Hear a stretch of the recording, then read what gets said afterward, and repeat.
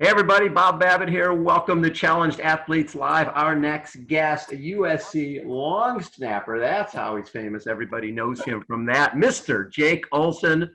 Jake, how you doing, bud? Good. How are you? I am spectacular. So your thing comes up and says Jake the Snake, and I'm like, okay, where the heck did that nickname come from? I forget everyone else on Zoom can see the name I gave myself, so I have to explain it every time I get on a Zoom call now, which has been obviously a ton. But my friends used to call me that when I growing up, and now it's kind of stuck with me. And I guess it's played into my character a little bit because my biggest fear is snakes. So So, uh, cancer of the retina, and early on, what was your reality in terms of when was your sight loss gradual, or did it all come at once? yeah, so um, retinoblastoma is a pediatric cancer, and it is, like you mentioned, cancer in the retina of the eye. And when the doctors found it in my eye, and it happens to a couple babies, is you do have to make the conservative effort of looking into your baby's eyes, and having the checkups and stuff, which every parent should do to avoid situations like this. But the doctors found it a little late, and by the time they did find it, the cancer had grown in my left eye to the point where they really they couldn't save my left eye. And the fear with retinoblastoma is that it moves from the retina into the through the optic nerve into the brain, and then the rest of the body. And so the removal of the eye is really the last effort and option to cure the cancer. And obviously it pretty much does cure the cancer, because you take out the eye, you take out the cancer. But obviously it's the last option, because you do render the child sightless, because you literally remove the eye. So they removed my left eye, but in my right eye it was only about half as bad. And so we were able to treat it, and the cancer did go away when I was just a little baby. And then from basically about a year old to 12 years old, that cancer just was I was caught in a constant cycle of that cancer returning. It ended up coming back around like 8 times. And so, I mean, my whole childhood was just fighting this cancer in my right eye, literally with everything we could, it going away and then coming back, doing the whole thing over again. And finally, when I was at the age of 12, that cancer came back for the last time. And unfortunately, at that time, the doctors informed us that I'd maxed out on radiation. We couldn't do any more radiation. I maxed out on chemotherapy. We couldn't do any more chemo. The cancer wouldn't respond. All these other things, the cancer wouldn't respond. And really, to avoid, again, that cancer spreading to the rest of my body and costing my life, the removal of my eye was now necessary again. But, this was my right eye, my only eye this time. So once that eye was taken, I wouldn't have any sight at all. So that was obviously a very scary and devastating moment in my life, just because it was more than just obviously the fear of losing my eyesight, and growing up and being able to use my eyesight. I that's how I base my life on, as everyone does who has eyesight. So to think of my future and how uncertain it would be losing my eyesight, but also it's devastating because, again, here I was, a 12-year-old who just battled cancer for 12 years to literally not have this happen. So it was devastating on multiple levels. So it's 2009 game day, right? And Yeah. your family was told your eyes would be removed. You wanted to go to, with your last time you'd be able to see it. You're a big USC fan, obviously. You wanted to go to a USC game, and Pete Carroll ended up having you on the sideline to see the USC team play, really Right. for the last time. Yes. How cool was that?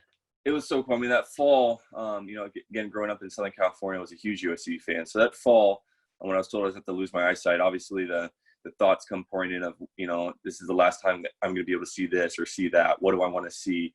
Here's my moment. If I need to see anything, want to see anything, this is my chance to do it. And of course, being a USC fan, I just want, hey, I want to go to as many USC games as possible. I want to, watch the Trojans, be able to see the Coliseum I was going. I had been going since a little kid, but I wanted just to have that experience as many times as I could that fall. And that kind of reached Coach Carroll, and he went above and beyond to make that wish a reality. So not only did I get to go to USC games, but I became part of that team. I got to go to practices. Got to meet the players, grow relationship with the players and coaches. Travel with the team, go in a hotel with the team. All access, just really pretty much an honorary member of that team, which was just so cool on so many levels. Again, to be able to see everything and be with my heroes made, the whole experience of, the reality I was facing a lot better. But also, it was more than just, here's this kid, let's make sure he has a good time. It was actually true, authentic relationships that were being built with these players and coaches, that they were there for me. They were like my big brothers and loved me and cared for me. And they still do today. I still talk to a lot of them today. And so it was very special. It was much more than just one of those pieces you see on TV that highlight, a cool experience one kid had with a professional team one day. This was a very impactful, meaningful relationship that impacted everyone who was involved. So then you end up actually playing for USC. Yeah. When you approached the team about actually playing, it's one thing to be on the sideline watching the game. It's another to potentially be on the field during a game. How did that come about? Yeah, so obviously, I'm a little 12-year-old when this was all going down, so I have a long way till college. And went into high school, had obviously went blind and had to readjust my life, which was a big readjustment, but had the mindset of moving forward and continuing to live a life that I wanted to live. And that included playing the sports I loved, and that included football and golf. And so in high school, it took me a couple of years to come to the realization that I wanted to play football. I let other people tell me I couldn't play football or that it wasn't safe to play football. And I really honestly didn't see a position out there for me that I could, earnestly play and contribute. But then I came upon long snapping and I said, okay, this actually is a position that I could play. And so going into my junior year, that's what happened. I practiced long snapping that whole summer and showed up for fall camp my junior year of high school and became the varsity long snapper. It was the best one on the team. And so sure enough, played 2 years of varsity in high school and was just loving it.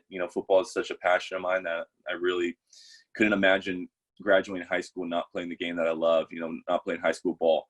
But as a result of playing, especially on a great team and a great league in California, obviously coaches are always coming down recruiting and stuff. So Sarkeesian, who was the coach at USC at the time, saw that I, was snapping, and obviously I had a relationship with USC still, even though there's a lot of head coaching changes, but he pretty much just said, Jake, you ain't planning on coming to USC? I said, yeah. He goes, okay, well, if you come, there should be no reason why you can't snap on the team then.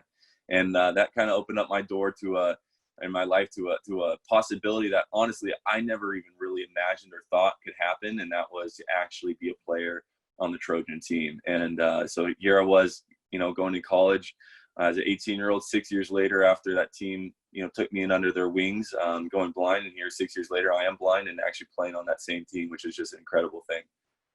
And the reality is that they're not going to just keep you there if you're not efficient, if you're not really a good long snapper. So right. Being part of that team and knowing that you're a legitimate part of the team, that had to be cool for you.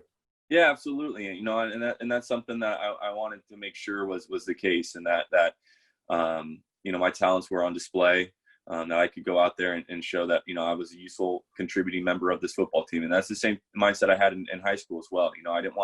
That's why I didn't want to play my freshman, sophomore year, just to kind of be, a bench warmer, just kind of say, okay, here's a kid on our team, and he's, just going to kind of be a good feel story. I mean, no, I wanted to be able to, practice and contribute and be a real member of the football team.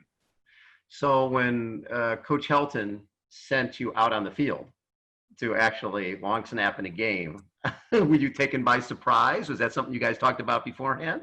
Yeah, no, we talked about it a little beforehand. And, he just, I started practicing more and during the week and at fall camp going to my junior year of college, I was snapping a lot in practice, and he just basically was saying, your time's coming. And sure enough, that first game, it came, and, it was just an awesome experience. I mean, again, just to be out there in a live game and to participate and just, again, prove to myself and others that, a blind person can do this, as well as just, being around so many of the fans and the people that supported me since the age of 12.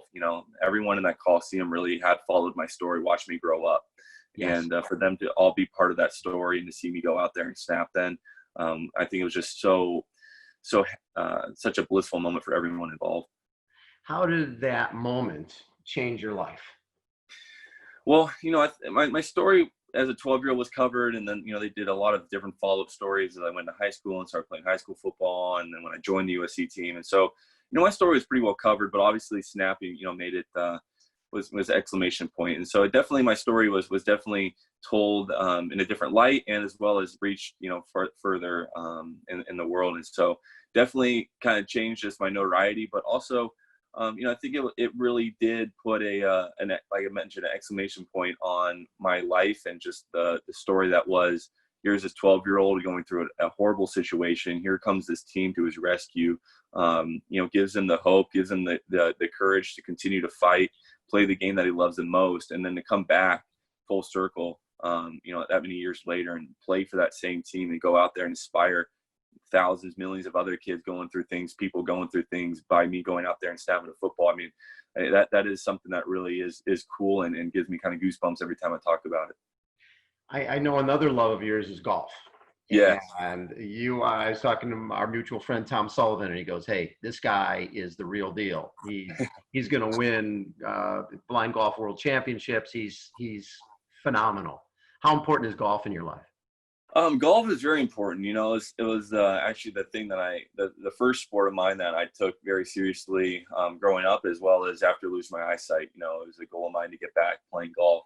My dad's out there with me every time, and he believed in my abilities to play golf. And it was very frustrating at first. Again, it was something that we took a major step back after losing my eyesight. I couldn't even make contact with the ball anymore after being a pretty decent golfer at the age of 12.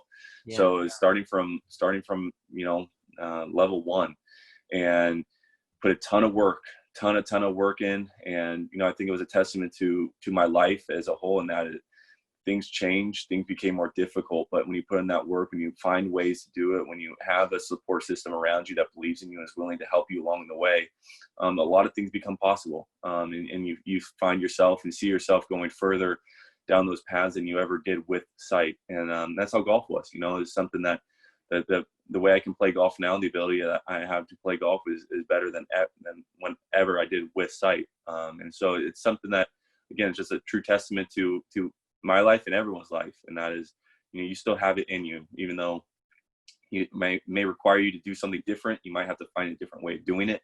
You might have to find a bigger support system to help you do it. But that doesn't mean it's impossible, and you can absolutely continue to follow your dreams and goals.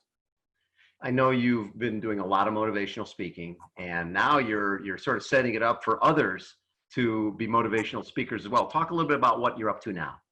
Yeah, so been obviously, again, I mentioned my story has been told from a young age, and so because of that, been speaking for a long time, and absolutely love it. I mean, just love impacting people's lives and everything I do that includes speaking.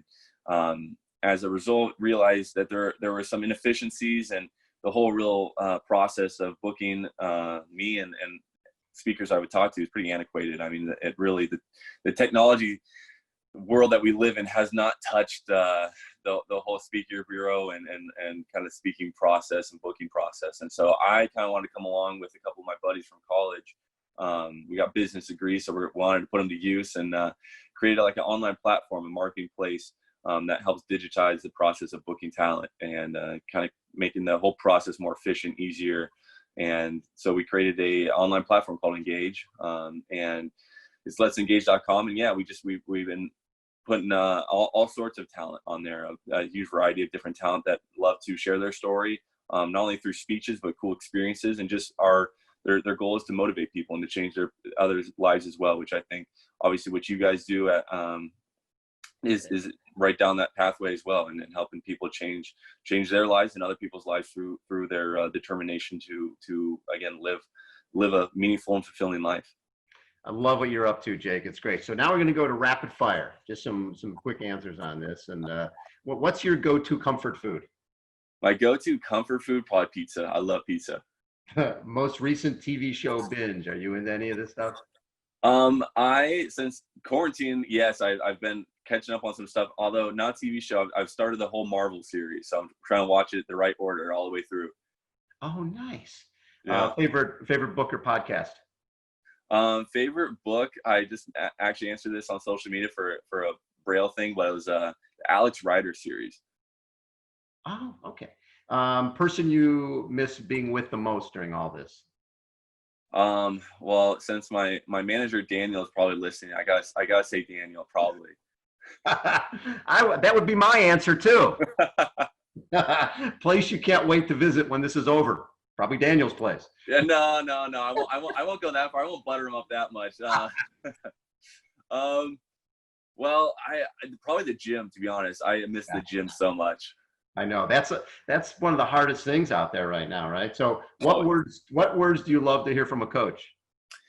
Probably you can do better. I really like kind of being tested and them believing in me and still like pushing me. What words do you hate to hear from a coach? That was fine. I like it. Was it good? Like don't appease me. I want to know if like was that satisfactory? Was that good or was that bad? And for our challenge athletes out there, and like you were saying, it's being isolated, not being able to things you love to do. Any words of wisdom for some of our challenge athletes out there who are just struggling a little bit right now?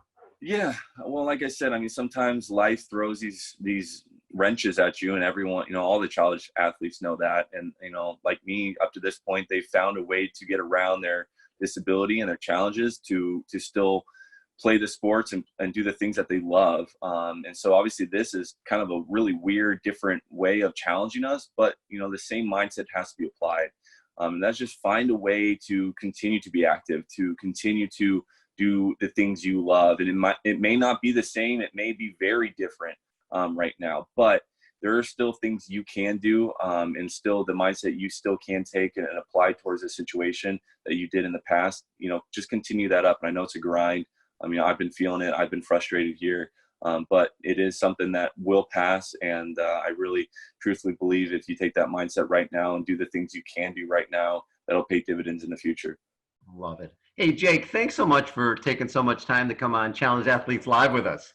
Absolutely. Thank you guys for everything you do. Again, it's Bob Babbitt. That is Jake the Snake Olson coming to us from his palatial estate. Jake, you are the best, bud. Thanks so much for taking